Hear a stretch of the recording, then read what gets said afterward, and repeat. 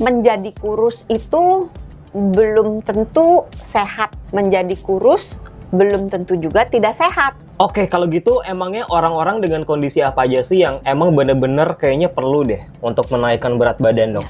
Yang kurusnya itu bukan dari genetik, dari sakit. Contohnya dari sakit. Sakit bisa fisiknya, bisa psikisnya. Kalau fisiknya bisa dari saluran pencernaannya. Psikis. Oh, psikis juga bisa. Oh, stres. Iya, stres. Bisa tambah kurus, tapi bisa sebaliknya tambah gemuk. Makan terus, atau malah nggak mau makan. Walaupun di permukaan ini kelihatannya nggak ada apa-apa, tapi banyak sahabat Sonora ya, masyarakat yang menderita gangguan makan. Gangguan makan tuh kayak gimana, Dok? Misalnya nih, orang yang memiliki image tubuh yang maunya kurus gitu. Terus dia nggak mau makan sama sekali. Atau sebaliknya, karena dia kepingin makan, tapi dia kepingin kurus, maka dia akan makan terus, terus makanannya dimuntahin.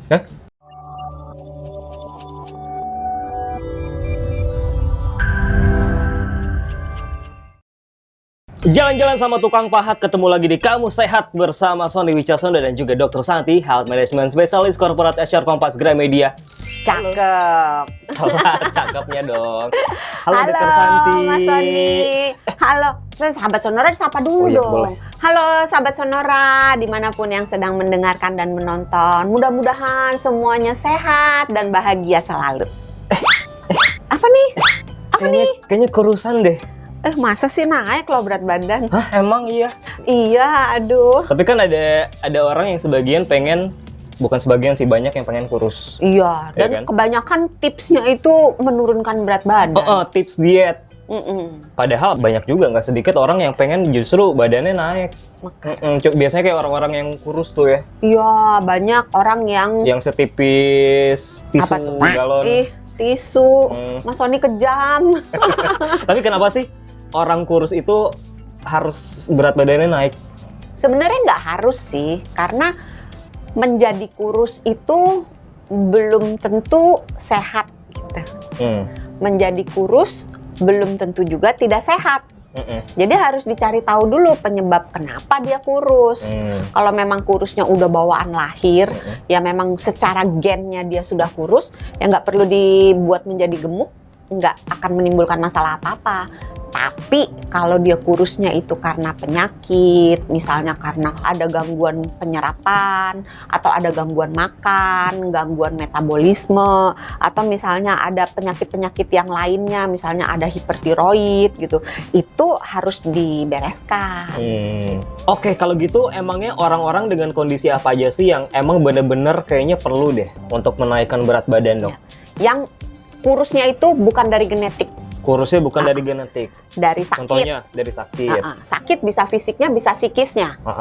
Kalau fisiknya bisa dari saluran pencernaannya. Misalnya ada gangguan penyerapan atau ada parasit misalnya.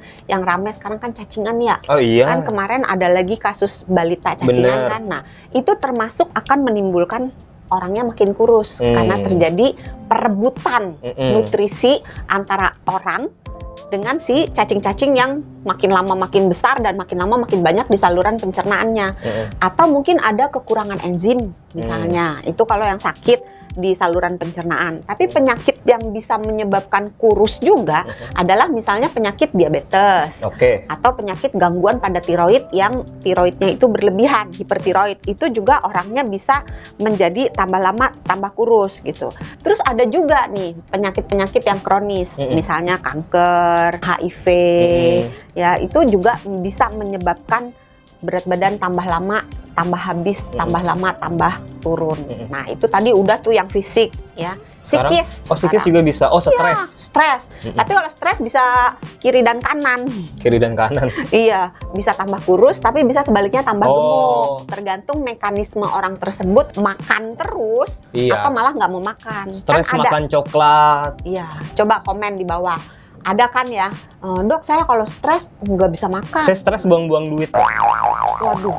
Itu apa tuh jadinya? Sahabat Sonora, inget-inget ya, kalau Mas Sony lagi stres, buru-buru diikutin aja kemana-mana. Kalau dia buang duit, dipungut. Tapi masalahnya duitnya kagak ada. Jadi buang apa dong? Nggak tahu. yang dibuang nggak ada ya. Iya. Makanya nggak jadi stres ya, karena Iya. nggak ada yang dibuang. Makanya segini-gini aja badannya. Iya, bagus jadinya. Oh, psikis ya, stres bisa psikis. bikin gemuk atau bisa bikin kurus Iya. juga. Terus yang lainnya gangguan makan, karena banyak, walaupun di permukaan ini kelihatannya nggak ada apa-apa, tapi banyak sahabat Sonora ya, masyarakat yang menderita gangguan makan. Gangguan makan tuh kayak gimana, Dok? Misalnya nih, orang yang memiliki image tubuh yang maunya kurus gitu, terus dia nggak mau makan sama sekali. Puasa Namanya terus aja. anoreksia. Iya, Anoreksia. anoreksia nervosa, nggak mau makan, pokoknya nggak mau makan aja. Atau sebaliknya, karena dia kepingin makan tapi dia kepingin kurus, maka dia akan makan terus, terus makanannya dimuntahin. Ada yang Ada. kayak gitu, Dok? Iya, Ada. ada. Astaga. Dimuntahin habis makan. Jadi dia makan, habis makan dikorek supaya dia muntah gitu. Tapi itu sebenarnya bisa diobatin. Oh. Jadi buat teman-teman sahabat Sonora, kalau misalnya kenal ada orang yang seperti itu atau mungkin diri sendiri mengalami gangguan seperti itu, nggak usah khawatir, itu bisa diobatin. Jadi ke psikiater, nanti ada terapi-terapi yang perlu diikuti dan bisa disembuhkan. Oke. Nah, kalau kita mau naikin berat badan nih simpel lah ya. Sebenarnya tinggal makan yang banyak aja terus dibikin program gitu ya semacam itu.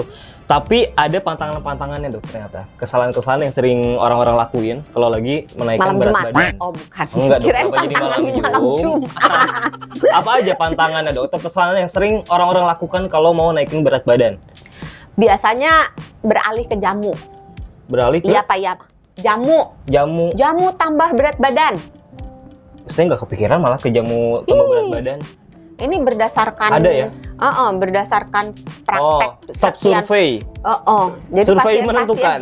pasien-pasien tuh banyak yang, "Dok, saya minum ini bagus nggak?" gitu kan. Nah, saya susah memberikan komentar karena tergantung jamunya itu isinya apa. Karena beberapa jamu, misalnya jamu-jamu yang digunakan dibuat ibu-ibu zaman dulu tuh, yang diparut, temu lawak gitu kan, diparut terus diperes, bukan dicekokin ya, dikasih ke anaknya gitu, untuk menambahkan nafsu makan sehingga anaknya makannya bisa lebih yang biasanya dibawa keliling kompleks ya, yang bombo. Nah, kalau jamu-jamu yang seperti itu, sepanjang dipilih bahan bakunya yang baik, dibuat dengan standar kebersihan yang baik, dan dikonsumsi dalam jumlah yang secukupnya, biasanya nggak bahaya. Atau enggak kasih ke bombonya aja, bahan mentahnya nih saya ada jahe, ada kapulaga, peres dong gitu. Atau tumbuk dong gitu. Tumbuk dong gitu ya. Tapi biasanya temu sih, yang temu lawak yang bisa yang menambah nafsu makan. Nah, menjadi masalah ketika yang digunakan itu bukan bahan-bahan alami tapi obat-obatan dokter yang tidak pada tempatnya. Suplemen. Bukan suplemen. Jamu. Jadi ada beberapa obat golongan misalnya kortikosteroid ya. Misalnya nih dexamethasone itu sering ditumbuk, tabletnya itu ditumbuk, dicampurin ke bubuk jamunya itu. Jadi dicampur. Nah, orang yang minum berpikir bahwa itu nggak berbahaya. Padahal kortikosteroid itu apabila dikonsumsi secara tidak sesuai dengan indikasinya, maka akan menimbulkan banyak efek samping. Contohnya, dia akan merusak tulang, meningkatkan sedikit tensi, meningkatkan sedikit gula darah gitu. Jadi nggak bisa dikonsumsi sembarangan. Walaupun ya, memang dia akan meningkatkan berat badan, tapi yang meningkat itu airnya. Jadi si kortikosteroid ini akan membuat tubuh kita menahan air. Jadi kayak kalau sapi mungkin sapi gelonggong ya. Iya, baru mau ngomong jadi gelonggongan dong gemuk. Iya, kalau sapi gelonggong gitu. Kalau ini orang digelonggong karena si efek samping obat ini. Itu ya. Jadi kesalahan pertama adalah sering minum jamu tapi dioplos bahasanya ya sama obat-obatan ya. Iya.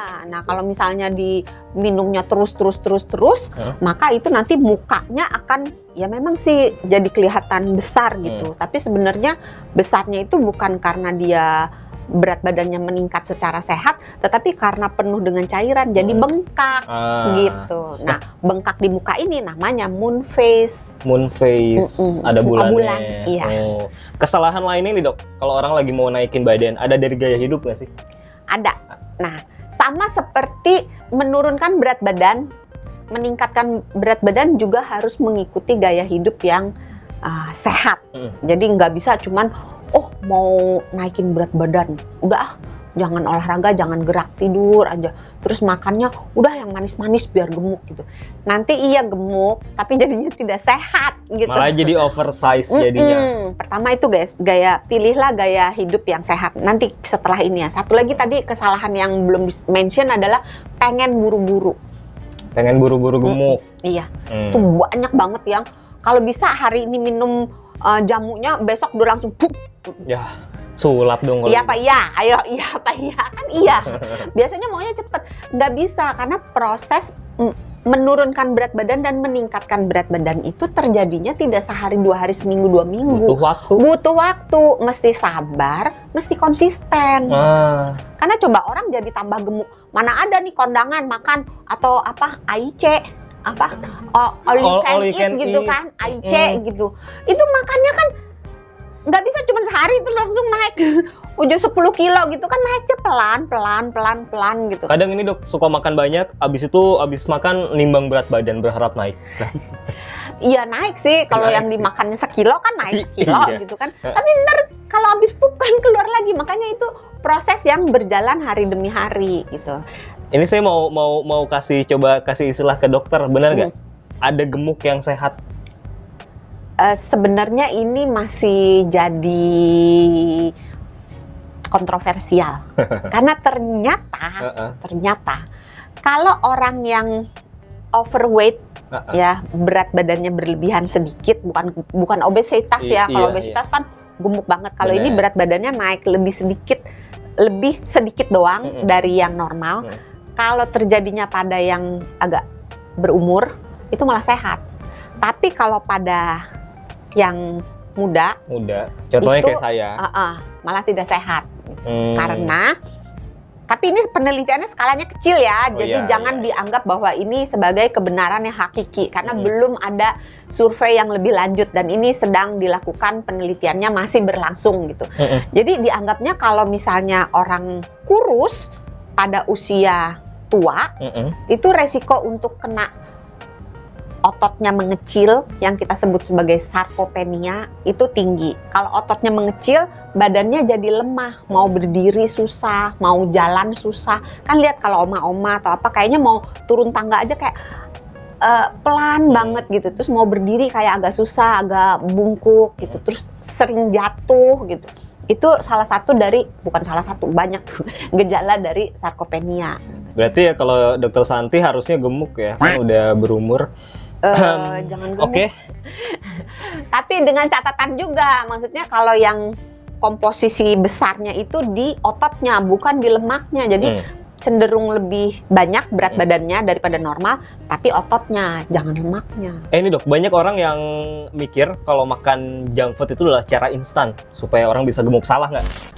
Olahraga kalau bisa porsinya itu diperbanyak di bagian yang anaerobik. Anaerobik itu apa? Yang push up, sit up, ngeplank, yang menggunakan beban. Bebannya itu boleh badan sendiri, kayak tadi beban sit hidup? up. Boleh juga sih ya. Tapi ntar jadi makin, ya itu kembali lagi kalau beban hidupnya terlalu besar kan orangnya stres. Kalau stres kan bisa kurus, bisa gemuk. Bener pinter deh, pantas jadi dokter.